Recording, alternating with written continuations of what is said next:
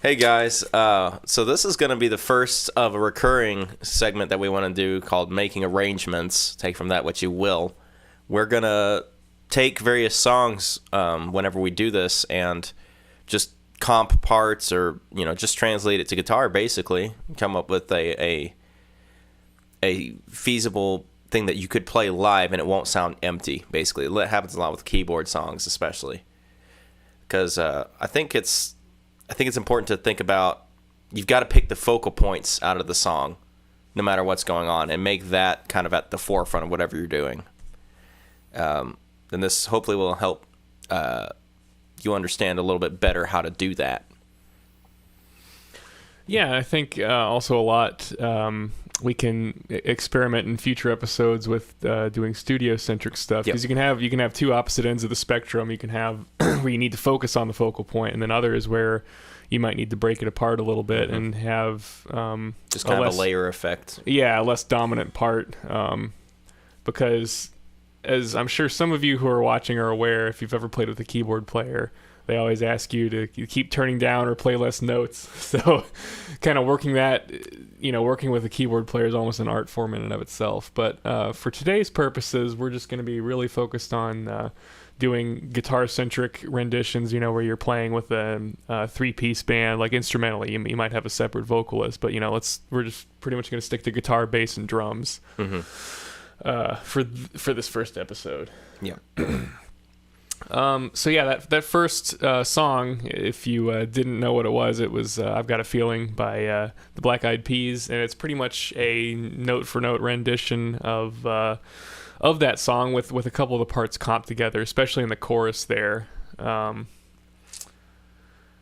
Yeah, because like that first bit is it's just the keyboard bit, and I'm not sure what's doing the 16th notes on the bass. It might be a separate keyboard, but it sounds like it could be the same. And kind of the approach that I took with that was doing like a Chet Atkins kind of hybrid picking. Yeah, I think they call it claw hammer is maybe the technique, because I'm not using just my middle finger. I'm using my third finger as well to hit those notes. But like the whole part is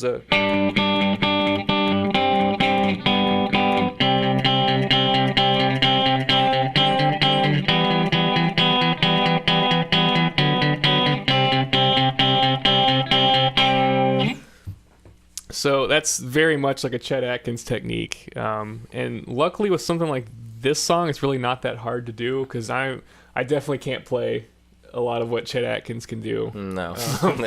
But luckily those chords monster. The chords are really simple. It's just G major, C major, and it's got minor. E minor, and it's got like a passing chord as a D in there. Yeah, I mean it's really at its core just a 3-chord song. With not much truth though, unfortunately. But that's a topic for a different time. 3 chords and the truth. Yep. But yeah, so that one's kind of more on the simple side. We'll go ahead and play for you right now some rendition of Connor's rendition of Man in the Mirror. Yeah, I used to cover that song with my old band, and I don't have all my same equipment with me here, so it's not going to sound exactly the same, but I kind of took the approach of more of a minimalist sort of feel with it. I didn't want to overwhelm, especially the vocals and the bass carry so much in that song that I didn't want to get in the way of that stuff. So I basically, I was thinking, if I was the Edge from U2, what would I do? Throw some delay and some chorus on there and just play the kind of the tonics and a few other key notes in there. But it wound up sounding really nice. It sits very well in the mix, I think. It gives a good vibe to the song. We vamped it up towards the end, but here's kind of a few bits from the beginning.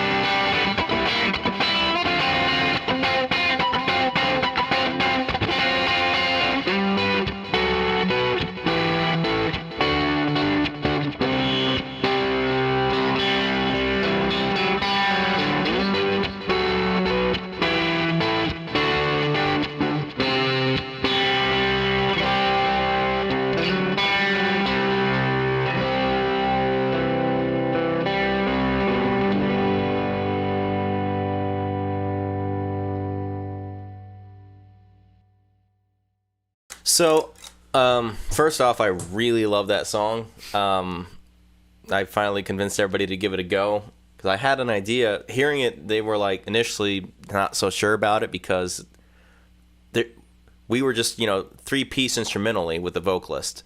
So it was bass player, drummer, guitar player. And if you listen to that song, especially the guitar, it's almost nothing in there. Like there's very little, and it's mostly DI'd sounding. Yeah. Keyboard and bass are probably the more dominant parts. Plus the drums, I mean, they all stand out, but keyboard and bass are the dominant sort of. Yeah, it's pretty much all keyboard. Actually, well, that bass on it is keyboard. It's a keyboard bass. It's not a real bass. There's like 5 or 6 keyboard layers on there that you kind of had to sift through. Yeah, and a lot of it's like single note stuff, or at least diatonic. It's like really, really simple, everything on there. So I had to work with our bass player closely and make sure we really covered everything. Because sometimes I wasn't playing the tonic. I was omitting that and just playing some more harmony type stuff. But it really was good. It was a very airy feeling. I did have to like really sit and listen to a lot of the individual parts, so because there's so many, and pick what I wanted to highlight when. Later on in the song, it kicks in a higher gear, but really one of the only things that changes is there's a little more velocity on the drums, and there's a choir. That's the biggest thing in the background. That's what gives it that big sound. But we didn't have a choir, so we did some background vocals, but I also just vamped up the guitar bits a lot and just kind of followed the vocal melody a little closer. But I did have to really pick it apart, and it was interesting. I played a lot more conservatively than I normally do, but it lended itself to a really good build towards the end of the song. But it was definitely an interesting experience. We all had to really be in sync to make that one work, because we didn't have 5 keyboard players to play all those individual parts. Well, it's interesting you said that choir part in there.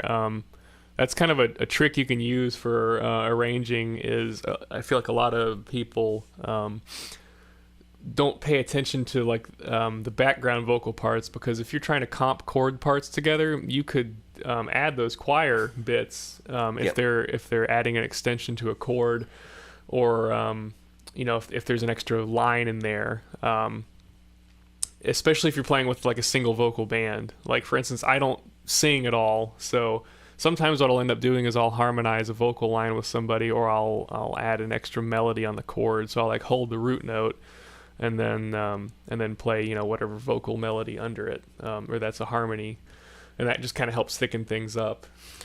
Yeah, people don't realize how much that adds to a song, just the background vocals, until they hear somebody cover it without it, and then they feel like something's missing. But most of the time, an average person's not going to be able to pinpoint what's gone, like what's not making it sound right. Yeah, that adds a whole lot.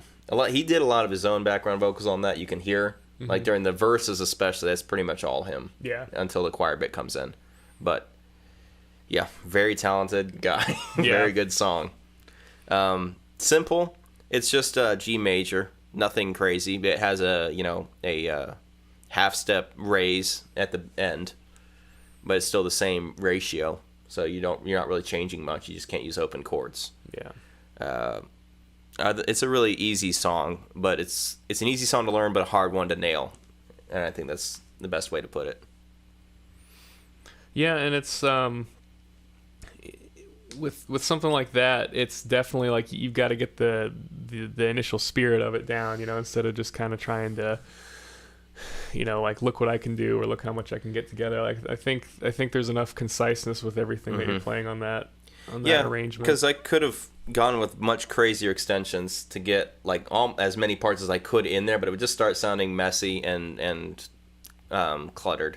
Yeah. So it wouldn't work the way I wanted it to do. And a recurring theme that you'll see us mention is not stepping all over the vocals. That's such an easy thing to do, and it's something that you always have to be conscious of. Is just like, even if you have to, in some instances, you may have to drop out certain parts just so that way you're not trampling over the vocals. Yep. Because at the end of the day, unfortunately, they're the star of the show. That's the relatable element to most average people is the vocals, because they can sing along with that. Yep. You'll have a lot of guitar players here in Nashville, but most other places in the U.S., it's here and there. So you've got to make sure you're appealing to the masses if you're going to be serious about playing out. Doesn't mean you're not good. I mean, you still can come up with really interesting parts. That's where you have to strike this balance of something that's stimulating musically to both a trained and untrained ear. So, one thing you may have noticed from the initial clip of us playing through that Black Eyed Peas song was we use a different approach. And if you're going to be playing a live show with especially if it's a singer that's unfamiliar, the way he does it is more useful because it's much easier to move it up or down. So before, like for the opening G, I'm doing like an open G sort of. Yeah, what you're specifically referring to is I'm taking the bar chord approach and you're taking the open chord approach on exactly. It. Which ironically should be reversed with the nature of your guitar. Yeah. But yeah, I also did. It's important to note that I did come up with that arrangement before I had one of these. Yeah, exactly. So that's habit now. Yeah, because like I mean, we're hitting the same notes. Like, yep.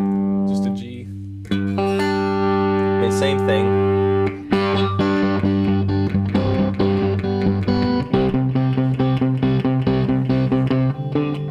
I mean, it's the same stuff, but I'm doing it down here by the nut instead of like a bar chord sort of. Yeah, the thing is, if the open chords become muscle memory to you, it's going to be a lot harder to just be able to switch the key on the fly. Because a lot of singers have bad habits of just wanting to go like in a half step, and so it's going to be such a pain to do that. Whereas with this rendition, luckily you can just go up a half step. So no problem there. Yeah. See, I wouldn't be able to do that. Not with that technique. I'd have to actually do it, fret it out like you're doing it. Yeah.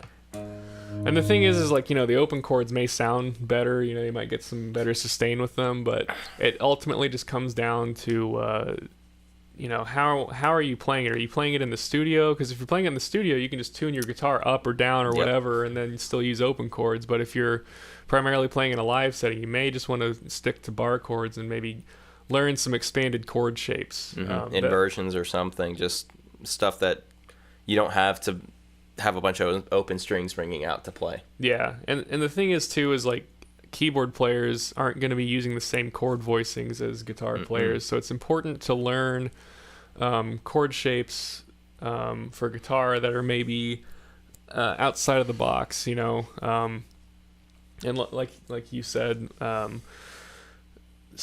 learning inversions of chords and that sort of thing, because you can take a chord inversion and just put the root note wherever you want it and just get a completely different voicing out of it. No, I've come up with several really neat ideas just from messing around with throwing the third and the bass, or something that's a little non-standard. I mean, not crazy, but even just doing something as simple as that. There's what is this chord? What's that? Like I had come up with this whole song idea from that. That would be like an F sharp minor 7 sharp 5, but you're leaving out the root note of it. Yeah. But that's all it is. I mean, it's 3 notes, but it's cool. Oh, you got the. Oh, yeah. Yep. Yeah. That's the thing. Just doing stuff like that can give you some leniency too, because it's an ambiguous sounding chord. Especially if you omit that root note on it. That's what I'm saying. It just becomes really ambiguous sounding. Yeah, because that sound. It doesn't really have a major or minor sound. Yeah, whereas this is pretty clearly. Yeah. It's got more of a direction to it. Yeah. But yeah, sometimes just doing something like that, just getting rid of 1 or 2 notes or shifting something, can really alter the whole sound and tone of what you're doing. Like that, I use and I wind up going into A. Because it's easy to just move around wherever I want it. So, but yeah, it's a useful thing to know, especially like bar chording type stuff. for transposing purposes. Yeah, and it sort of starts to become less of like a burden when it becomes second nature. Yeah, second nature to you. When you're just not really having to think about it. It's like, oh, I need to play this chord, and then I'll just shift some notes around. It becomes less of, memorizing positions and just sort of on the fly. Like a lot of people, it almost strikes a little bit of fear in them when they're like, hey, let's do this song in B flat. Yeah. And they're like, oh no, nothing is usable on here anymore. Yeah. Something like that. It just, if you're used to playing that way, then it's not so bad. It's just, oh, okay, just move this up a little bit or down a little bit or whatever. Yeah. Or you just have another guitar tuned to half step down, and that'll take care of most of your problems. Triple neck guitar with all the tunings yes. on it. But yeah, I think that covers everything that we need to cover in this first video. Mm-hmm. We'll be doing another installment. We'll pick a song though, and we'll really break it down. And I think what we'll do is when we break it down, we'll probably not communicate. We'll come up with our own renditions of it, come in, and then see how we autonomously came up with them. Yeah. So I guarantee it's going to be a different approach. Yeah. So that'll be kind of exciting to see what happens with that. Yeah, it's going to be a good time. We're going to pick some good songs. Hopefully a couple that are kind of out of left field, but pleasant surprises. Yeah. We're not just going to do the standard stuff. Nothing that's going to get us copy struck. So you're going to get copy struck anyway, but what can you do? Yep. But anyways, thanks for tuning in, and we'll be back with a lot more videos soon. Yep. See you guys.